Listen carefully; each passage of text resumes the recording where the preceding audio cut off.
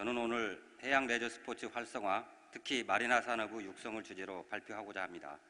상공회의소는 지난해 미래 여가 산업의 트렌드와 대응 방향이라는 보고서에서 미래 레저 산업 시장의 트렌드로 M4를 제시한 바 있습니다. 첫 번째, 마드 오브 네이처는 대자연을 즐기는 레저로서 등산이나 캠핑 관련 산업이 유망할 것이라는 분석입니다.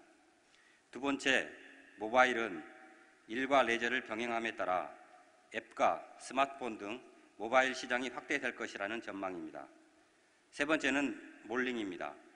한 공간에서 다양한 욕구를 충족시킬 수 있는 대형 쇼핑몰 등이 활성화되리라는 것입니다. 마지막은 머린, 즉 해양 레저입니다.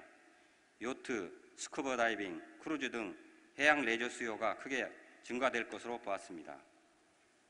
UN 세계관광기구, 즉 WTO가 선정한 미래 10대 관광 트렌드를 보아도 해변 관광, 스포츠 관광, 크루즈 관광, 생태 관광, 농어촌 관광 등 최소 5대 이상의 트렌드가 해양 공간에서의 관광 레저와 연관된 것을 확인할 수 있습니다. 그만큼 마리나 크루즈 등 해양 레저 산업의 성장 가능성이 클 것으로 예상됩니다. 이 중 요트, 보트 등 선박을 이용한 해양 레저 활동과 연관된 산업을 특히 마리나 산업이라고 부릅니다. 마리나 산업에는 레저 선박의 제작, 유통, 운항, 보관 계류, 정비 수리, 마리나 항만의 건설 및 관리, 운영, 이와 관련한 부대 서비스 제공 등이 포함되는데 해양 레저 산업의 핵심적인 부분이라고 할 수 있습니다. 세계 마리나 시장의 규모는 약 300억 달러로 추정됩니다. 시장 공급은 미국이 전 세계 시장의 60%, 호주와 프랑스가 그 뒤를 따르고 있습니다. 시장 수요는 미국이 시장 수요의 70%를 점유하고 있습니다. 2020년이 되면 미국의 연간 레저 선박 생산 규모가 100만 척 이상이 될 것으로 전망되고 있습니다. 다음으로 한국 마리나 산업의 여건과 기회를 말씀드리겠습니다. 지난해 말 현재 요트, 보트 등 레저 선박 수는 8,560척이며 비슷한 고소득층 수를 가진 덴마크와 비교하면 약 7분의 1 수준입니다. 현재 전국 20개의 마리나가 운영 중에 있으며 총 계류척 수는 1,500척 수준으로서 선진국 대형 마리나 한 곳의 계류척 수 정도에 불과한 실정입니다. 국내 최대 마리나인 부산 수영만과 화성 정곡항도 계류 가능 척수가 300척 미만입니다. 이렇듯 선진국과 비교할 때 우리 마리나 산업은 걸음마 단계에 불과한 실정입니다. 앞서 설명드린 바와 같이 열악한 여건임에도 불구하고 우리 정부가 마리나 산업 육성을 41대 핵심 국정과제의 하나로 선정하고 이를 적극 추진 중에 있습니다. 이처럼 정부가 마리나 산업을 주목하는 데에는 몇 가지 이유가 있습니다.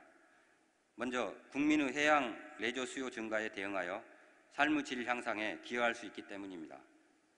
해양 레저는 국민 소득 2만 달러가 넘으면서 급속도로 증가하는 경향이 있습니다. 실제로 우리나라에서도 최근 5년간 레저 선박 수는 3배 이상, 요트, 보트, 조종면허 취득자 수도 2배 이상 증가하였습니다. 두 번째로 우리나라는 해양 레저를 즐기기에 좋은 천혜의 해양 여건을 갖추고 있습니다.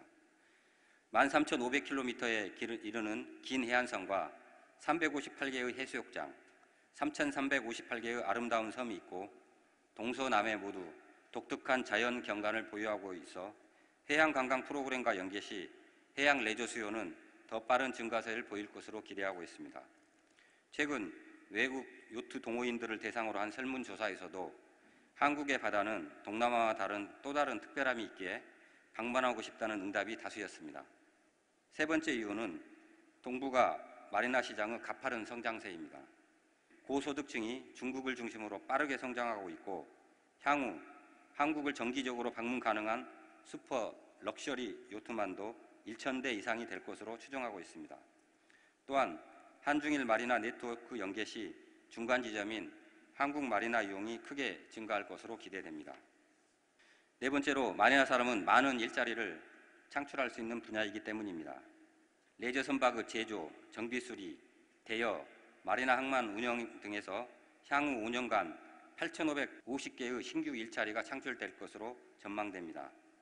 다섯 번째로 레저 선박 제조 분야에서 우리도 국제적 경쟁력을 갖출 수 있을 것으로 보기 때문입니다. 레저 선박은 조선, IT, 디자인 등의 기술을 융합된 제조 분야로서 자동차와 대형 조선에서의 성공을 볼 때 충분히 승산이 있을 것으로 판단됩니다. 마지막 이유는 이제 우리도 국제 요트 대회를 통해서 국위 선양을 할 때가 되지 않았나 하는 것입니다. 아메리카스컵은 올림픽, 피파 월드컵과 함께 세계 3대 스포츠 대회 하나로 인정받고 있습니다. 지난 대회 개최지인 인구 80만 명의 스페인 발렌시아는 대회 유치로 2010년 한 해 5,400만 명의 관광객이 방문했습니다. 금년 개최지인 미국 샌프란시스코는 1조 5천억 원의 경제 효과와 9천 개의 일자리를 창출한 것으로 알려지고 있습니다.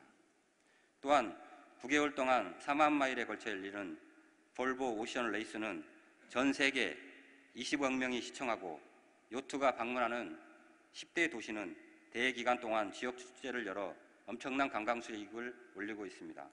한국의 팀 코리아가 이미 아메리카스컵의 예선 경기격인 아메리카스컵 월드 시리즈에 참가해서 선전한 바도 있는데 앞으로 각종 요트 대회에 지속적으로 도전하면서 볼보 오션 레이스 기항지 유치 등도 머지않은 장래에 고려해 볼 문제가 아닌가 생각합니다.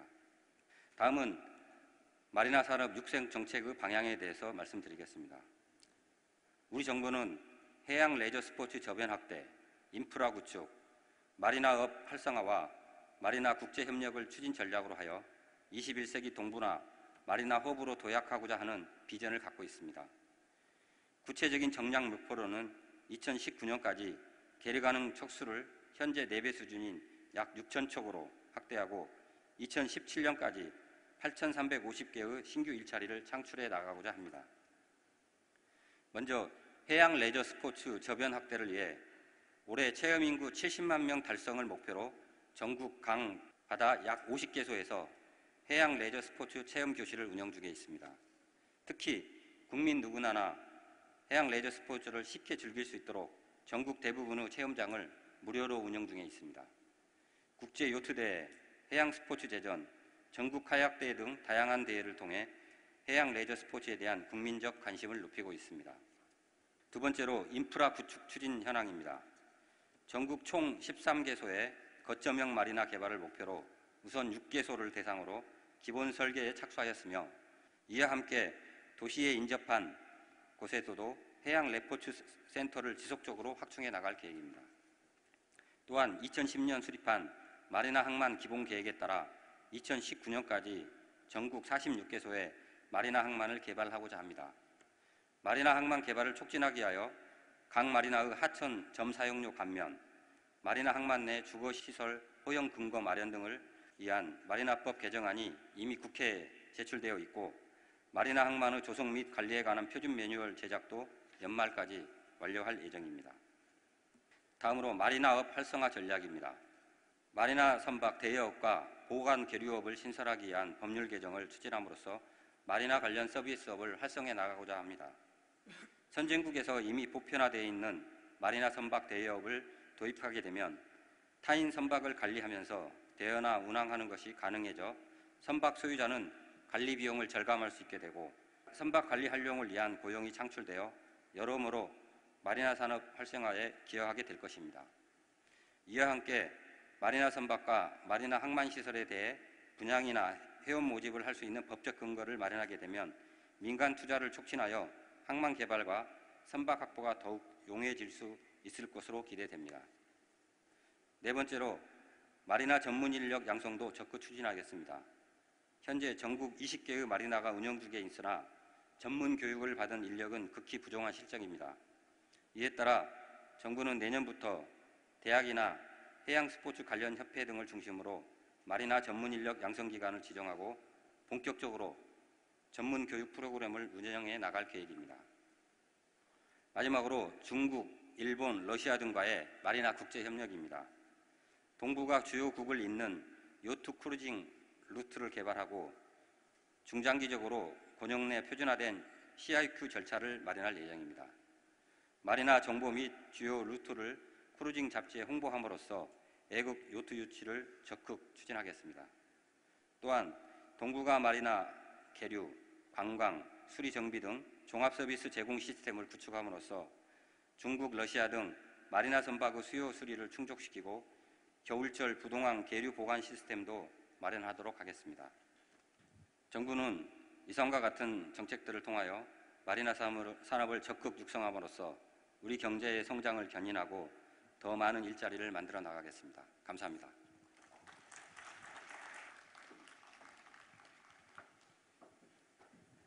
The New Zealand marine industry hasn't happened overnight. New Zealand has a long history of exporting custom-built boats to wealthy overseas buyers. The first yachts were exported out of New Zealand in the 1890s, but the first of what might be termed super yachts were built in the 1980s. The majority of companies in the New Zealand marine industry are actually only very small. So this means that marketing and promotion for those companies has always been difficult. It's been difficult to find the budget even for simple things like adverts in magazines, and to travel to boat shows and things overseas has been quite difficult. The first thing was that New Zealand won the America's Cup. And what that did was truly reinforce our reputation as a sailing nation and also in our abilities to build boats and to use high technology systems and materials. And the second thing that happened was the marine industry got individual companies together and formed a group to go out to the market as a single being rather than as lots of little individual companies trying to go out and fight the battle themselves. They got together in a group and they managed to get government funding, and they went out to sell New Zealand and the industry as a whole. And it wasn't easy because most of those companies were used to competing with each other.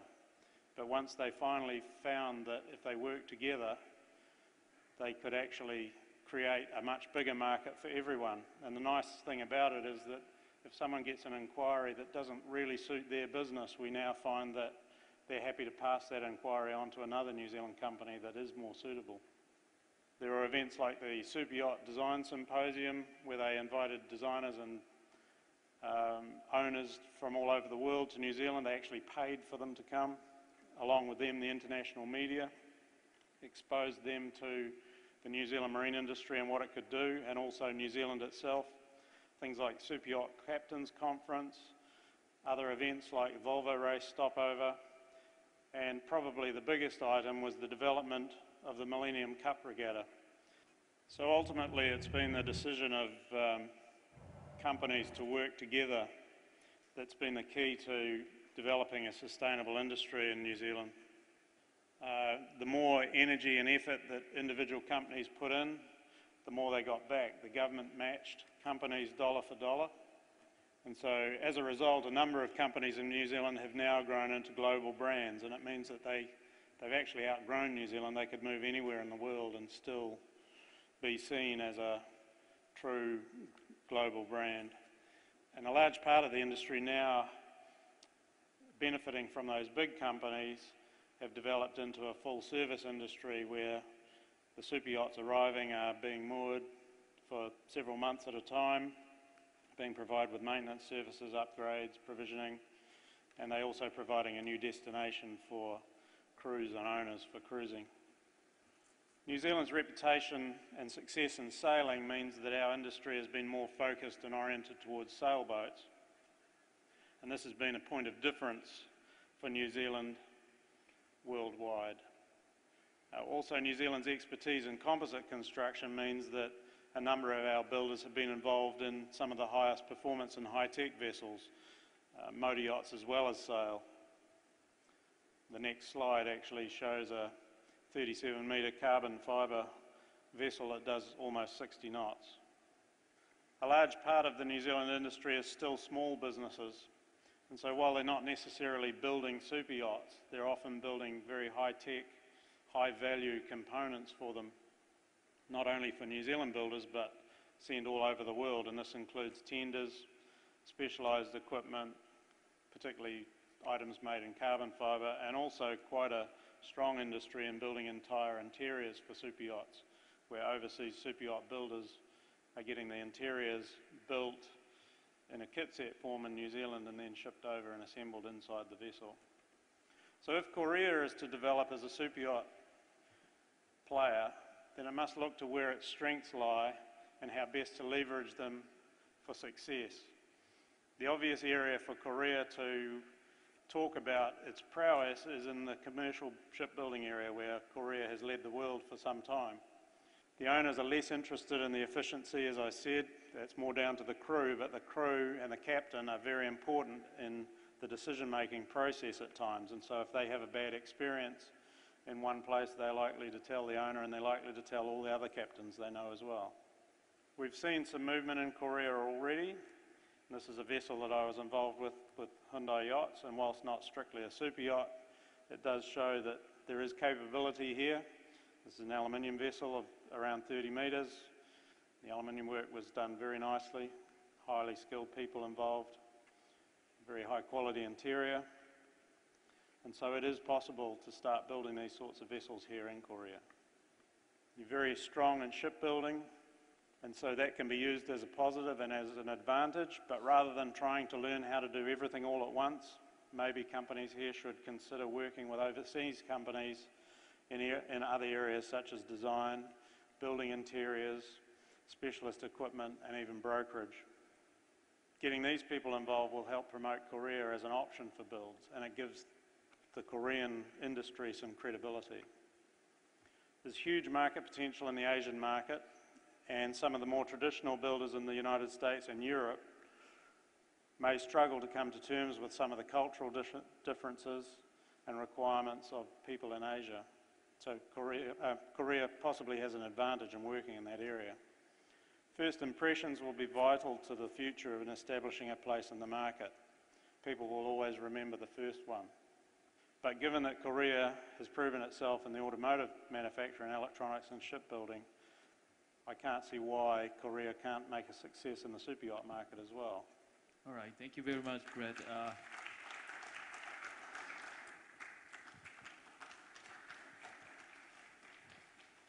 Back in Denmark, where we used to be shipbuilders, to continue building fast racing yachts for sailors who enjoys regattas around the world, and obviously blue water cruisers. And we've done so for almost 35 years. And today we are a global supplier of sailing yachts. We hope to see a South Korean dealer for X-Yacht soon. And we can see the country doing quite a lot, aiming at school children to get them out sailing and support the lifestyle that brings young and old people together, and always seems to develop into a lifelong passion. It all started in a barn back in Denmark back in 1979, and the first boat was the size of 7.9 meters, so it was a small boat, but it was aimed at having a name similar to the year it was built first.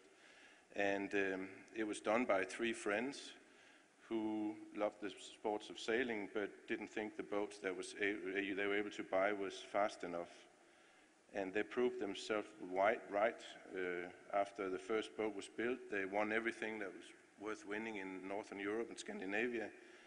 And within 3 years, they'd sold almost 500 of the boats. So that laid the base for, we moved fast into the 80s, and we had a number of racing yachts built, which were recognized internationally, and people became more professional in sailing, and the boats were winning quite a few regattas. We've seen more boats coming out in this period of time, and every 10 years we were putting out between 10 and 15 different race boats. There was still no demand for any interior, so it's all for pure racing.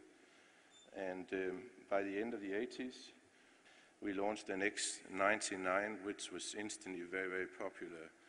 And more than 200 boats were sold before the first one was actually launched. So it proves that if you show your skills on the waters and you win the regattas, then the product sells itself. So there was in all 605 of these boats built in the years it was made. The boat is still very popular. Alone in the lakes of Switzerland, we have more than 200 of them sailing today. We got some investors into the business, and we started producing on a much higher rate and a much higher quality, and the cruising market was suddenly interested in buying a fast sailing boat but with an interior. So we decided to adopt the fast hulls and make interior for cruising yachts also, so you had a combined vessel. And this was quite successful, and into the 90s we really aimed at the private customer also. We built a few one-off boats in the time period also, which were again racing around the international scene, and this has always been the way for us to marketing the products, is by having them attending regattas around the world, and instead of showing a picture or a resort list, we thought that we, by sending the vessels around the world, would actually gain more market, and that was proved right. We moved into the 90s where the boats, privately owned boats, got bigger, and especially the Mediterranean took quite a few boats, and we had a very successful model called 4112, of which we built 252 hulls, and it became a performance cruiser. It meant that people would still race on high-end regattas, but they would have the comfort on the cruising side with the boat as well. In these years, we started building in new materials also, which was touched in the previous presentation, that it's important to be able to work with epoxies and carbon fibers and all kinds of exotic materials, and we decided to do all this in-house, which has been a bit of a challenge, but has proven right after quite a few years now with working on that. Then we get into what has started with the ISAF yachts, as we have two one design classes, and especially the X35 is a very, very popular class, which you have seen probably also in these waters. It's been raced as match racing boats, and it's been raced at an international level as a very uniform product. It has to be same weight, size, and the crew weights and everything is controlled, and there are more than 300 of them now racing around the world. And the X41 followed up in 2007 and was also recognized by ISAF, and those two classes are still racing instantly. In 2009, we were asked by clients that wanted to go blue water race sailing to start a kind of line of boats, and listening to them where they wanted not to compromise their speed, but they wanted a comfort on board, larger tanks and generators and all kinds of comfort, aircon units and so. And it developed into the XC line of, and this has been quite a challenge for us, because first of all we were breaking some of our own rules. We were only building mainly fast performance cruisers and racing boats, but now we were into a very new market. But it's been well taken, and the boats has proved themselves well. We have a couple of X65 sailing in Australia, so they've also gone far under their own keel and been tested that way. And another little story is that all the owners of X-Yachts seems to try to incorporate an X into the boat's name, so that's become quite a difficult one now with more than 6,000 boats built, but it's fun. You can always see that what the boat is, also from its name, it springs from us. Thank you.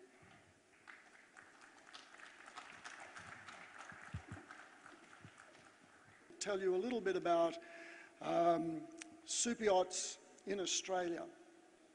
At that time, there were around 10 or 12 super yachts per year visiting Australian waters, cruising and taking advantage of the facilities and services available. Australia's mission was to increase visitation by at least 5 boats a year. To do this, there were legislative elements that needed to change. As an example, recently Fiji amended their rules and regulations to make it easier for super yachts to enter the country to cruise and charter. Within 2 months, the number of visitations doubled, mainly by the Captain's Network, which is word of mouth. So here again, a great experience moving into Fiji, and the captains get onto their network and tell each other, so everyone's aware of the changes that are being made. If we take a look at the world map, first choice of super yachts for cruising is the Mediterranean. The second destination of preference is the Caribbean, or as some people call it, the Caribbean. So if we take the furthest southern point of Australia and draw in the triangle, we're left with this region called Asia Pacific. And not to mention our friends from New Zealand really fall in that, except that the circle would have been too big. And as you can see, up near Japan, Korea falls within that area. The only country at the minute that doesn't is India, and a lot of yachts at the moment are visiting the west coast of India. Australia is not called the land down under for nothing. It appears to be miles from anywhere, but taking that most southerly port of Hobart and then linking the three destinations, you have this Asia Pacific region. We believe this area has the potential to become the third cruising destination of choice for super yachts. Time and time again, it's been proven that personal relationships are the key to this industry. Captains are dealing with expensive toys on behalf of owners and don't just trust them to anyone. They demand the best, they look for experience, and they look for value for money. Developing these relationships is a time-consuming and expensive exercise, but very, very necessary. Remember, in this realm of large white boats, the pursuit of perfection is paramount. Nothing else is acceptable. The client base is high net worth individuals who seek the extraordinary, the discovery experience that virtually money cannot buy. Their super yacht, ladies and gentlemen, is the vehicle that will take them on that journey. Thank you very much. 감사합니다.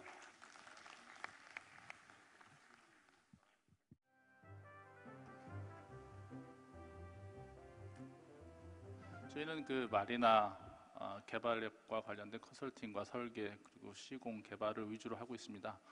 우리나라 한국에서 이제 그 해양수산부를 중심으로 마리나 개발과 해양 레저 요트를 중심으로 하는 해양 레저 산업 이용을 촉진시키고 발달시키기 위해서 많은 노력을 해주시고 계신데 저는 굉장히 고무적이라고 보고 있습니다. 아마 여러분도 같은 입장이실 것 같은데 재미있는 거는 사실은 유럽이나 미국 그 해양 레저 경기, 요트 제조 산업 경기가 굉장히 2008년 이후에 침체된 건 사실입니다. 제가 7월 달에도 한 달 동안 미국 갔다 왔었고, 유럽에도 갔다 왔었는데 요즘에 와서 서서히 그 회복되는 모양새가 좀 보입니다.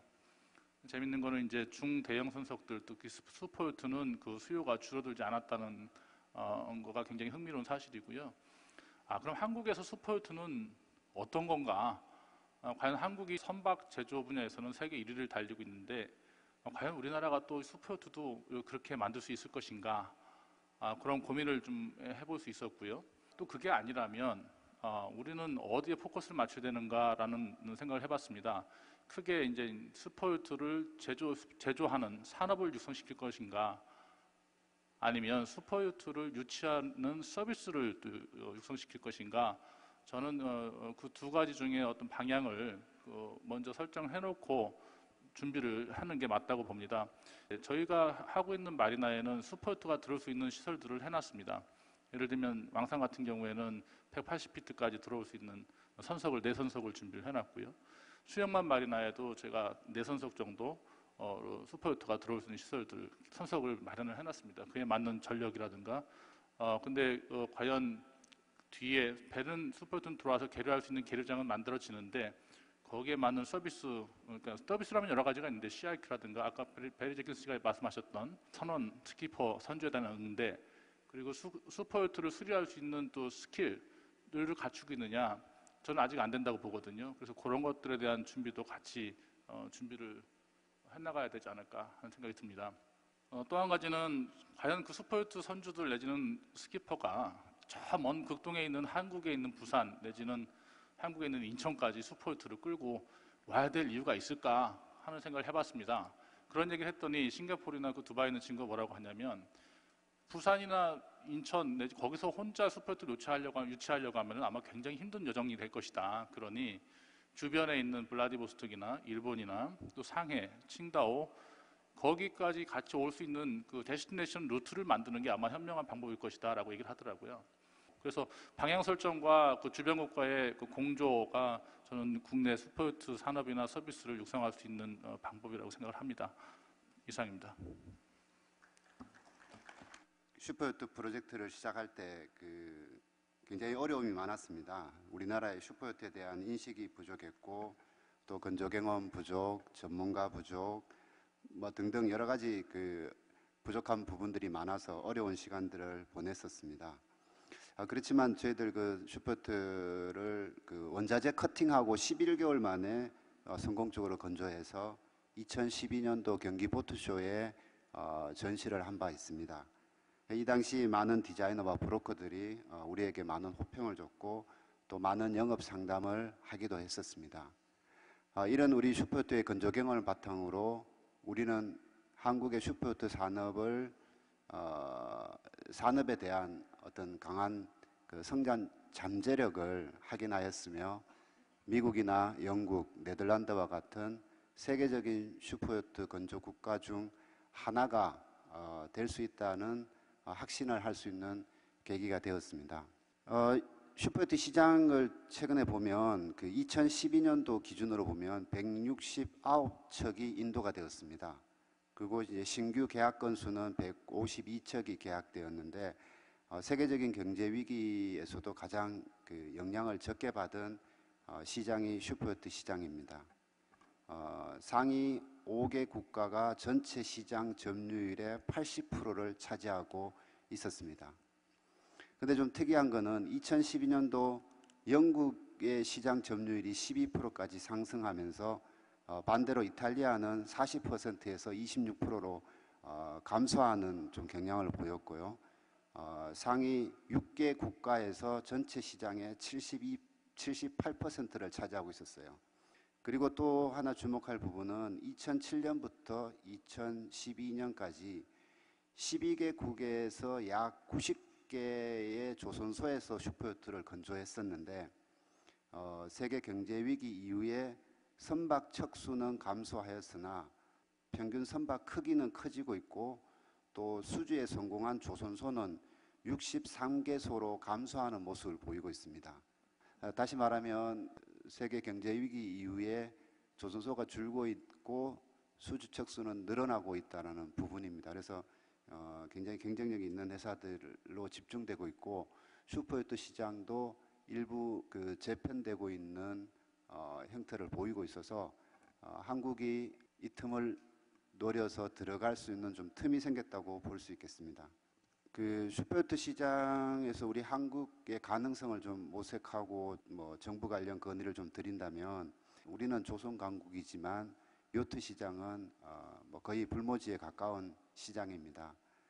그러나 슈퍼요트를 통해 한국이 가진 장점을 극대화할 수 있는 환경적인 토양은 매우 잘 갖추어져 있다고 보고 있습니다.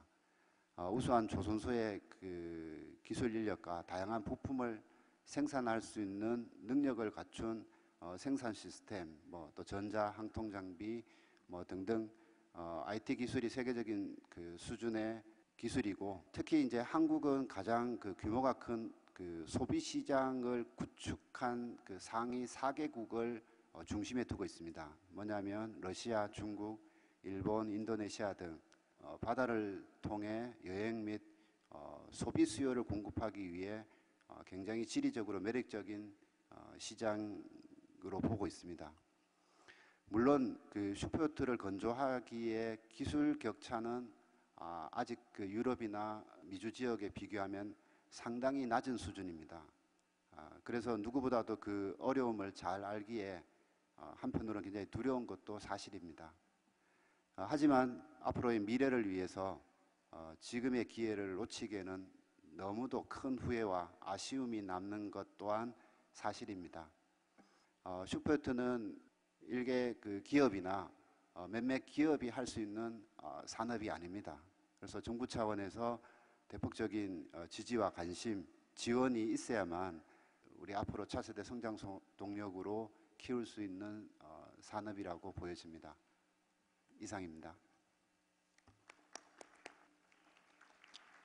오늘 그 주제가 우선 아시아 지역에서의 슈퍼요트 활성화에 대한 문제인데요.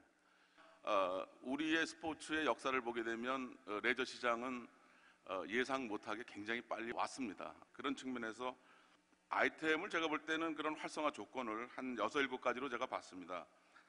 첫째는 우선 우리나라에서 슈퍼요트를 생산하고 제조하는 면이죠. 두 번째로는 그런 슈퍼요트를 잘 보관하고 관리할 수 있는 하드 인프라를 어떻게 구축할 것이냐에 대한 문제.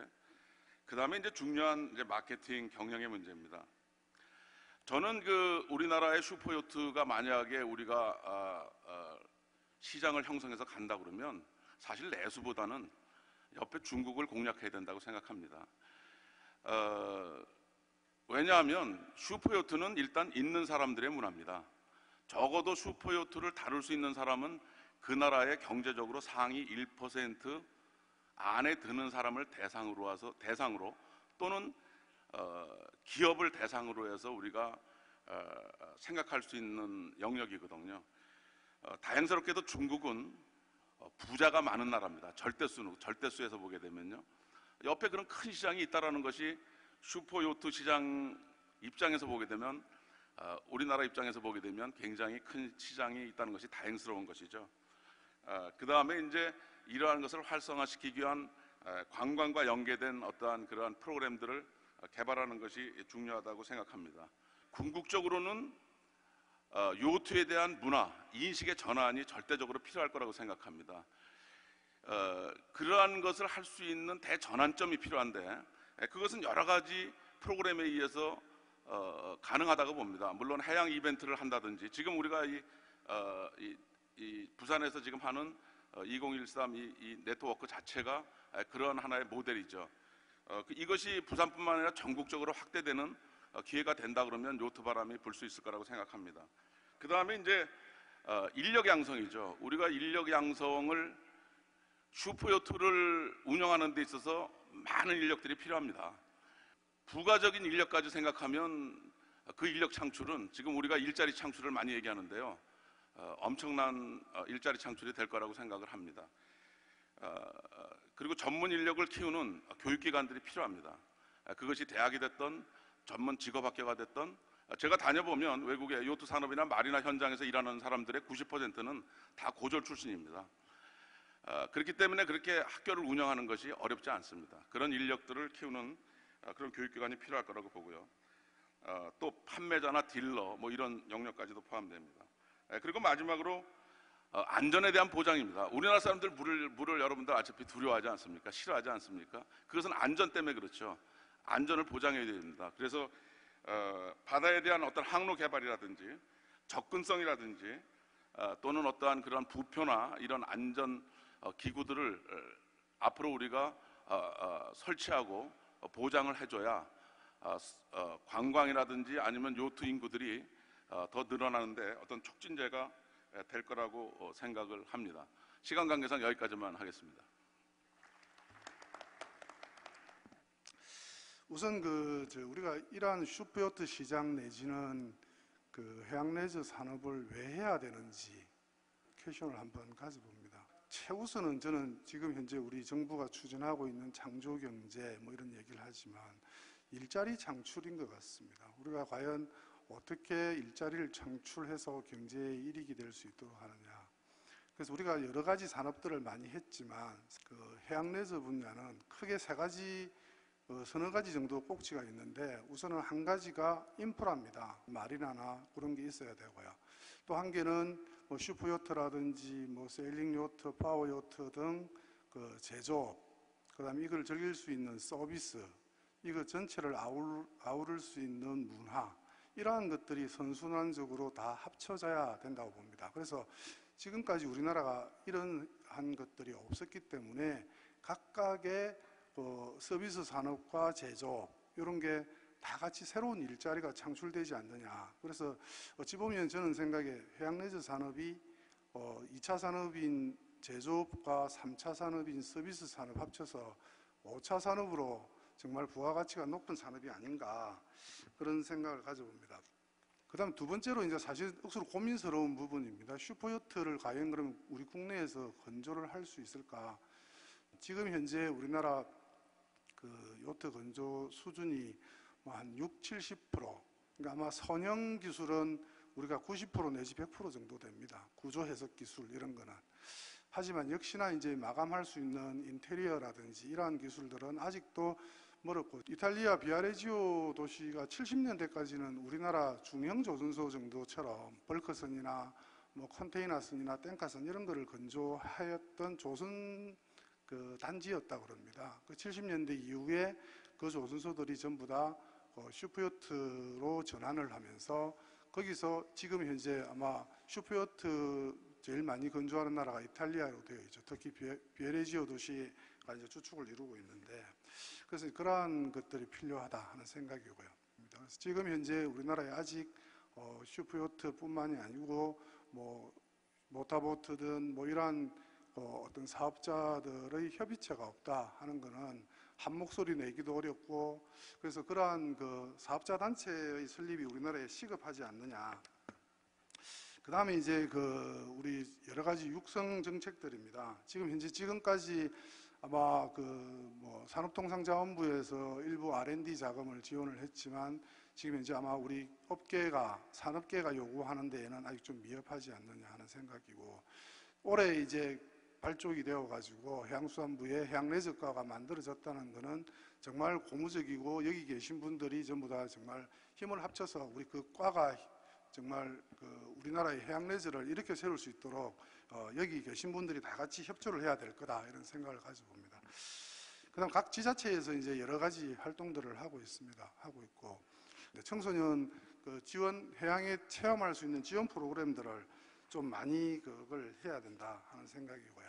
요즘 그 마이스 산업이라고 그래서 뭐 여러 가지 그 컨벤션 산업과 여러 가지 융복합된 산업의 지원이 필요로 할 것 같습니다. 그래서 끝으로 이제 정말 그 이러한 해양레저 산업들이 뭐 여러 군데서 할 수 있는데, 정말 우리 그 제가 보기에는 뭐 부산이 정말 한국에서는 가장 중심지로서 여러 가지 그 인프라를 가지고 있는 것 같습니다. 우선 우리 부산의 마리나는 사실은 다 대도심 360만의 대도심지에 있기 때문에 상당히 괜찮고, 그 다음에 아시다시피 해운대라든지 뭐 태중대 이러한 여러 가지 절경을 가지고 있고 천혜의 자연이 필요합니다. 그 다음에 우리 부산을 중심으로 해서 경남, 울산, 우리가 선박 제조를 할 수 있는 선박 기자재 업체들, IT, 전기, 전자 이러한 산업들이 동남권에 많이 구축이 되어 있기 때문에 서비스 산업과 제조를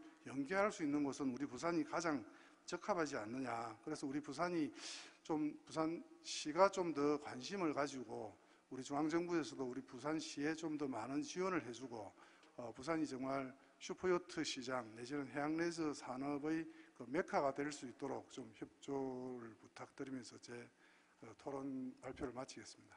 감사합니다. 이 슈퍼요트 산업이 활성화되기 위해서는 다양한 서비스 산업, 즉 제조나 수리, 관광 등 서비스 산업을 동시에 발전시켜야 된다. 그런 어떤 우리가 그 전제 조건이 있고요. 시장 성장의 어떤 조건을 보면 억만장자들의 구매력이 시장을 확대하는 데 있어서 직접적인 관련성을 가지고 있습니다.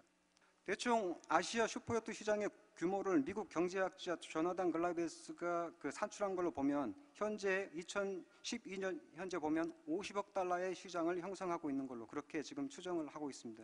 이런 측면에서 우리나라가 슈퍼요트 시장을 이렇게 터치하지 않고 가만히 놔둬서는 안 된다는 거죠. 그래서 우리한테 시사하는 바가 큰데 어쨌든 간에 어떤 조선 산업이 버금가는 그런 어떤 시장 규모를 갖고 있다는 걸 우리가 잊어서는 안 되고요. 그 다음에 우리가 대형 조선소 같은 경우는 나름대로의 어떤 경쟁력을 확보하고 있지만 우리가 중소조선 업계의 어떤 불황을 타개할 수 있는 새로운 하나의 성장 분야로서 그 슈퍼요트 산업을 우리가 바라볼 필요가 있지 않는가, 그런 어떤 측면을 우리가 생각해 봤습니다. 제가 몇 가지 그 슈퍼요트 산업을 발전하는 데 있어서 전략을 제시하면 첫 번째는 차별화입니다. 현재 슈퍼요트 시장에 있어서 경쟁 우위를 확보할 수 있는 분야에 우리가 집중을 해야 한다는 거죠. 관련된 서비스 산업을 우리가 먼저 우리가 튼튼히 다질 필요가 있고요. 예를 들면 호텔이나 쇼핑, 식음료, 수리 이런 부분에 대해서 우리가 먼저 준비를 해야 됩니다. 더불어 슈퍼요트 건조산업과 관련해서는 기존의 업체와 비교해서 경쟁력을 확보할 수 있는 분야, 예를 들면 슈퍼요트도 이제 급에 따라 틀리지만 뭐 슈퍼요트, 메가요트, 기가요트 이런 식으로 우리가 크기에 따라서 분류를 할 수 있지만 우리 국내에서 경쟁력을 가지고 있는 것은 아마 대형 슈퍼요트가 즉 단순히 24m뿐만 아니라 그거보다 더 큰 예를 들면 100m 이상의 슈퍼요트가 경쟁력이 있지 않을까 그런 생각을 합니다.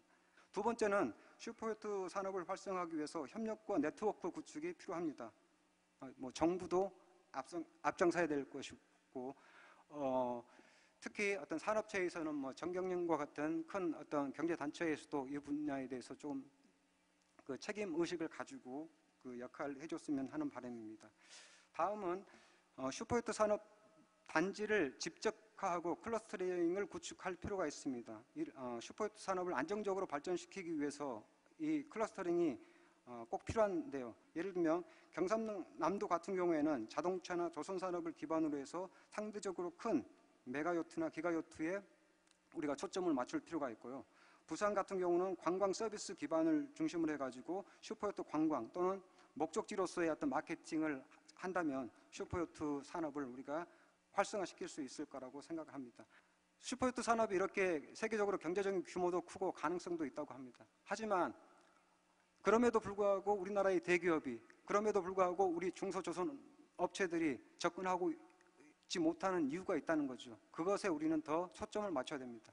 즉 여러 가지 장애 요인들이 이미 산재해 있다는 거죠. 이런 장애 요인들을 우리가 정부 차원에서 지자체 차원에서 우리가 이것을 해소시켜 줄 수 있는 그런 어떤 정책이나 법 제도적인 어떤 지원책 마련이 절실한 상태가 지금 상황이지 않는가 그런 어떤 판단을 해봅니다.